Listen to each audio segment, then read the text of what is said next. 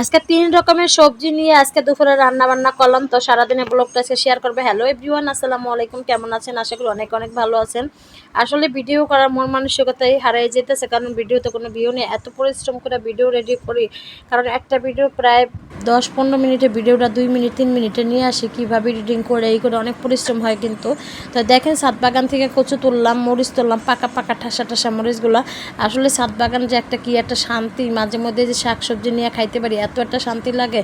তো দেখেন আছে কচু নিতে আসি, আর হলো গাছে ধুন্দুল হয়েছে। কে কে বছর ছাদ বাগান থেকে ধুন্দুল খাইছেন অবশ্যই কমেন্টে জানাবেন। কারণ সবজির যে দাম, ধুন্দুল বিশেষ করে আমার অনেক প্রিয় একটা তরকারি। এই তরকারিটা প্রচুর দাম, প্রায় 120 টাকা 140 টাকা কেজি আমাদের এলাকায়। কার এলাকায় কত কেজি অবশ্যই একটু কমেন্টে জানাবেন। তো দেখেন গাছ থেকে 2টা ধুন্দুল নিলাম, 2টা না 3টা নিচে, আগে একটা অন্য গাছ থেকে চেয়েছি।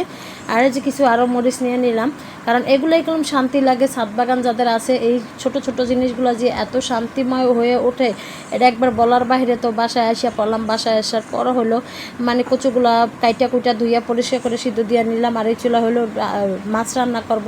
তো মাছের জন্য ভালো করে মশলা কষাই নিলাম, কষাই নেওয়ার পর হলো সুন্দর করে লাড়াচাড়া দিয়ে যে আমার কাছে ধুন্দুলগুলো কেটে কুটে নিলাম। কেটে কুটে নেওয়ার পর সুন্দর করে মশলার সাথে মিক্স করে দিলাম।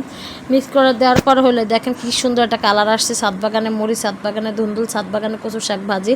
আলহামদুলিল্লাহ আজকে দুপুরে খাবারটা কম সেই হবে। তো এরকম পরিবেশে কে কে পছন্দ করেন? আসলে শখের তোলা, 80 টাকা শখ করে যে সব শাক সবজি কিনে তুলে নিতে পারে, এটাই কলম একটা আনন্দ। পরিশ্রম কখনো কাউকে ঠকায় না।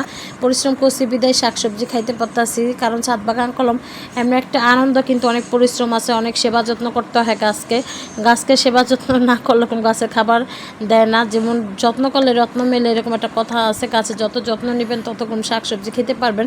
আর যেহেতু আমার ছোট ছোট 2টা বেবি, এই জন্য হলো আমার ওরকম যত্ন নেওয়া হয় না, নাহলে তো আমি আরও শাক সবজি খাইতে পারতাম। কারণ আমি একবেলাই ছাদে যে একবেলাও যাই, অনেক সময় 2 বেলা যাই। 2 বেলা গেল যেদিন তরকারি লাগে ওদিনে নিয়ে আসি। তো দেখেন আমার কচু শাক ভাজিটা কত সুন্দর হয়েছে মাশাআল্লাহ। আর কে কে এরকম কচু শাক ভাজি পছন্দ করেন অবশ্যই একটু কমেন্টে জানাবেন। আর দেখেন আমার পছন্দের মাছ দিয়ে আজকে ধুন্দুল রান্না করে ফেলাইলাম। এখন তরকারির ভিতরে ধনেপাতা দিয়ে দিলাম। ধনেপাতা দেওয়ার পর কচু শাকটা একবারে ভাজা ভাজা করব। ভাজা ভাজা মানে একবার তেলে ভাজা ভাজা করে নামাই নিব। তো দেখেন এদিকে হলো একটু লেবু খুইসা দিলাম। তারপরেও এরকম চুলকায় না, গলা চুলকায় না, যেহেতু আমার আর 2-1 দিন আনিয়ে খাওয়া হয়েছে কচু শাকগুলো। আর এত একটা মজা হয়েছিল আজকে শাক ভাজিটা, মানে এত সেই স্বাদ হয়েছিল।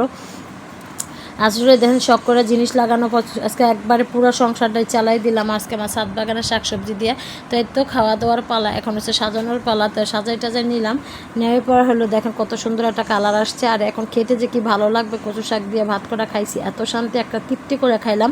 তো আমার ভিডিওটা কেমন হয়েছে অবশ্যই একটু কমেন্টে জানাবেন। আমার ভিডিওগুলো যদি ভালো লাগে অবশ্যই লাইক কমেন্ট শেয়ার করে পাশে থাকবেন সব সময়ের জন্য। তো সবাই ভালো থাকবেন, সুস্থ থাকবেন। এখন বিদায় নেওয়ার পালার, আমি খেতে খেতে বিদায় নেব। খাবারটা কম অনেক মজা হয়েছিল, অনেক অনেক একবার মন তৃপ্তি করে খেলাম। ভালো থাকবেন, সুস্থ থাকবেন। আল্লাহ হাফেজ, আসসালামু আলাইকুম।